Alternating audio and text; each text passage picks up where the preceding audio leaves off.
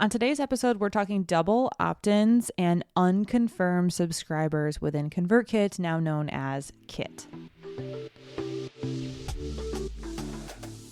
Welcome to the Up in My Business podcast with me, Lex Lancaster, where you'll get an inside look at all things tech, business, and my life as a physical therapist turned digital operations expert. You'll hear all about my lessons as a business owner, the ins and outs of tech for your business, and more. From SEO, websites, and email marketing to automations, launches, and copywriting, I've got you. I'm so excited you're here. Let's dive in. Before we get started today, I need to give a shout out to my favorite EMR and practice management software, JNapp, what is also the sponsor of today's show. You might already be familiar with the name, but if it's new to you, Jane is a HIPAA-compliant clinic management software and EMR and the sponsor of Up in My Business. Chasing down patients or clients for important information isn't anyone's idea of a good time, especially when there are forms to be filled out, payments to be processed, and consents to be collected. And that's why Jane has designed user-friendly online intake forms so you can gather all the information you need ahead of the appointment. It really is the best, you guys. Whether that's health history, insurance details, or a credit card on file, super, super important there. Jane will even send a friendly reminder 24 hours prior to a patient's appointment if they haven't completed their intake form yet. This saves you from having to manually follow up on your end. To see Jane in action, head to my show notes to book a personalized demo, or if you're ready to get started, you can use the code LEX1MO at the time of sign up for a 1-month grace period applied to your new Jane account. Hello and welcome back to Up in My Business. I am excited to talk about opt-ins and double opt-ins, if you will, as well as unconfirmed subscribers within ConvertKit/Kit, now known as Kit. They did rebrand. So jumping right into the episode here. I received a question, and the question said, I have a large number of unconfirmed subscribers, 200 plus, in ConvertKit, and I'm trying to figure out a way to resend the opt-in or otherwise incentivize them to remember to confirm.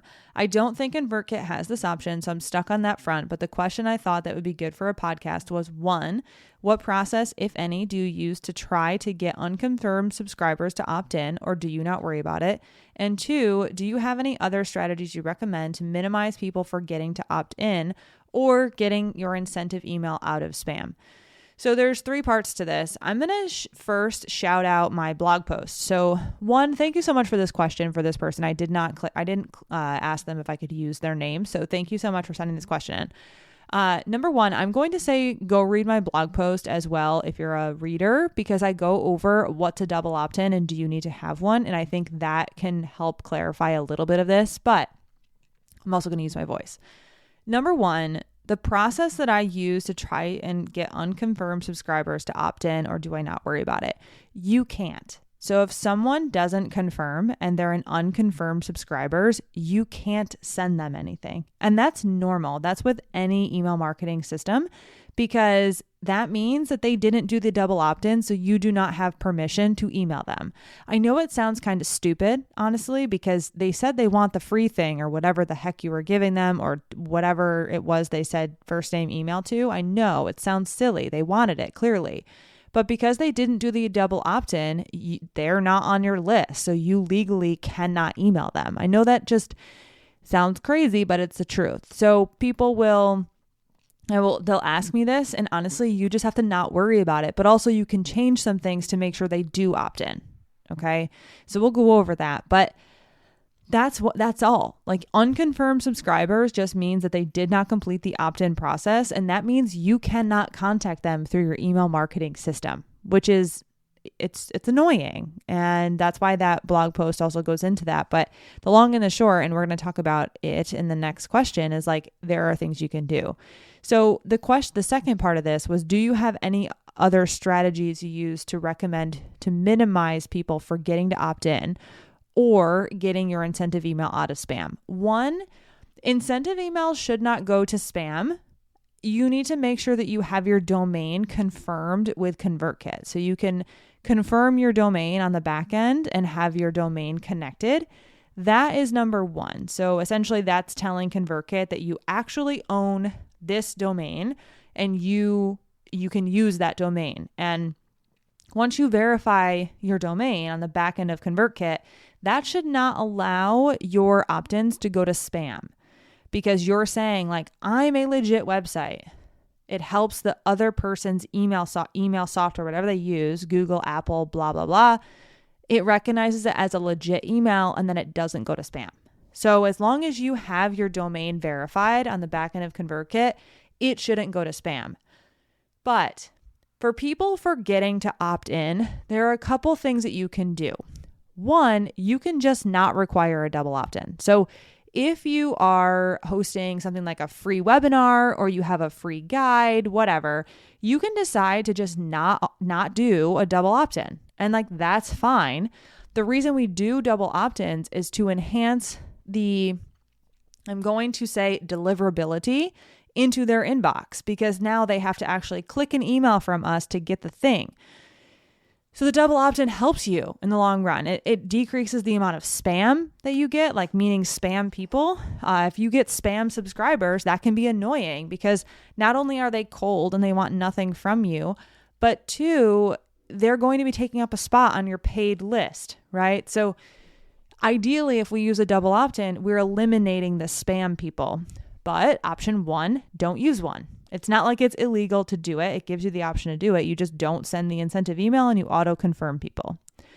Number two, when you have your form set up, you can customize what happens after they submit the form. So when you first go into the settings box, the post submit box that pops up after they do first name email, you can customize that text. It's in the first section when you open up the settings of any form.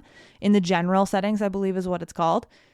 You customize that and you say, hey, thank you so much for submitting. You're almost there. Please make sure you go confirm your subscription in your email. Boom. Like that can be step one. Step two, instead of that little message popping up, you can actually reroute someone to a thank you page. So on the back end of ConvertKit in the incentive section, it says like, what do you want to happen after they submit? They can go to a URL. If they go to the URL, now I'm going in the back end of ConvertKit so I can make sure that I double check all of my things. But if you tell them to go to a thank you page or a URL, you set up a thank you page on your website that says, you are almost subscribed, but you're not done yet. Please make sure you go check it's not in the incentive section. I'm sorry. It's in the general section. And instead of saying show a success message, you redirect to an external page. I haven't memorized every single thing on the back end of ConvertKit. Close, but not everything. So anyway, you select redirect to an external page. That external page can be hosted on your website. It's a thank you page. They arrive to it and it says, but wait, you need to go confirm in your email. Okay, so you can essentially push them to go confirm inside their email. Otherwise, that's all there is. So you can just decide not to have one, or you can change the messaging around the form to make sure that they actually go confirm. Other than that, you have no control over it, which is kind of frustrating, but it is what it is. So to summarize, unconfirmed subscribers are not on your list. There's no way to contact them. It doesn't work like that. You kind of just have to, bite the bullet, if you will, and be like, well, that was a waste. They don't exist. Okay. You can't contact them through your email marketing system. Number two, to minimize people forgetting to opt in, send them to an external thank you page instead of having that success message pop up, or change your success message to say, thank you, but don't forget, you need to go confirm or else you're not actually on the list or something like that, right? Draw their attention in. And as far as getting your incentive email out of spam, we just need to make sure that on the back end of ConvertKit in the settings section, what you'll do inside your profile is go to the domain tab and you'll verify your domain. And that should stop all of the emails from going to the spam box in total. So you won't have to worry about that at all. All right, friends. I hope for that person who sent this question in, let me know if that didn't answer it. And please check out that blog post as well. It goes through like what's a double opt-in and should you have one? But other than that, I have nothing else for you on this topic. I hope you enjoyed it. Let me know what questions you have. Thank you so much for listening. I will catch you next time.